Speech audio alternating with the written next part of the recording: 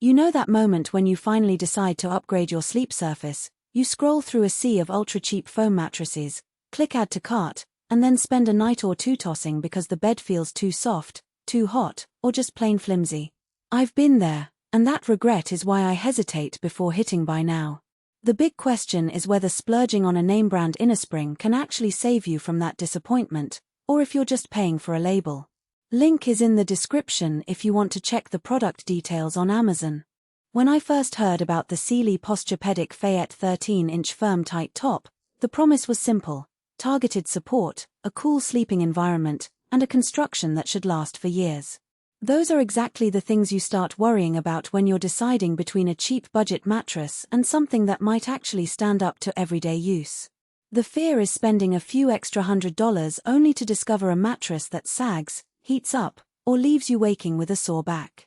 That's why I dug into the design details and looked at what the average buyer actually values after the first few months. Let's start with the support system because that's the heart of any Innerspring. Sealy's Posturepedic support system uses individually encased coils. What that means in practice is each coil can move a little independently, reducing the roll-off feeling you sometimes get with traditional connected coils. I tried it on a night when I was alternating between a side sleeping position and a back sleeping position, something that trips up a lot of mattresses that are tuned for one style only. The Fayette kept my hips aligned when I rolled onto my side and provided enough firmness under my lower back when I flipped onto my back. That kind of adaptability is a practical strength you don't notice until you actually move around in the night. Cooling is another claim that gets tossed around a lot, but it matters.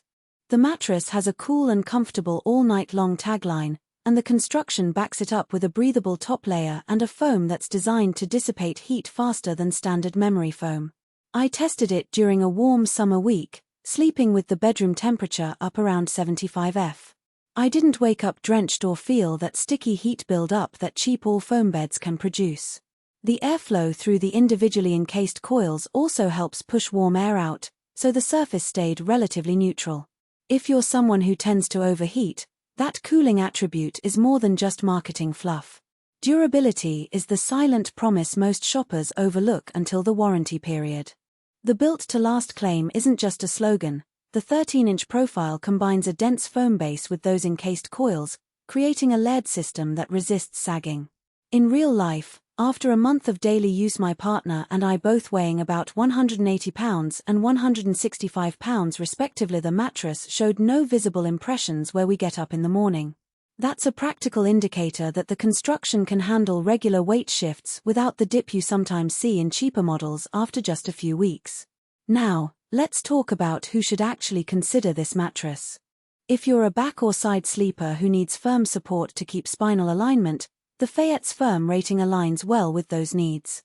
It's also a solid choice for couples where one person likes a firmer feel while the other wants a bit of give. Thanks to that coil independence, you get a nuanced feel across the surface without the whole mattress feeling too soft. The free in-home delivery and the local team that places the mattress for you are also a bonus if you're not comfortable maneuvering a bulky box through tight hallways. That service can save you a lot of hassle, especially if you live in a multi-story building. On the flip side, there are scenarios where this mattress might not be the best fit. If you're a stomach sleeper, the firm, tight top can feel overly rigid, potentially creating pressure points under the hips and lower abdomen. Likewise, anyone who prefers a plush, sink-in feel will probably miss the tight sensation. The mattress isn't designed to give that cloud-like give you'd get from a pillow top or a softer foam stack.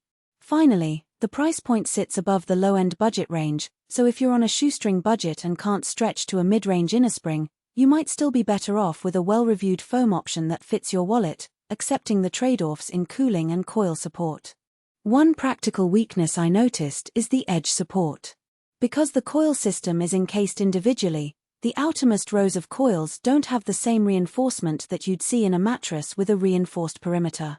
When I sat on the very edge while getting into bed, there was a slight dip compared to the center.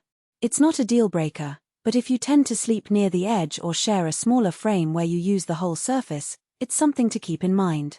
Another nuance.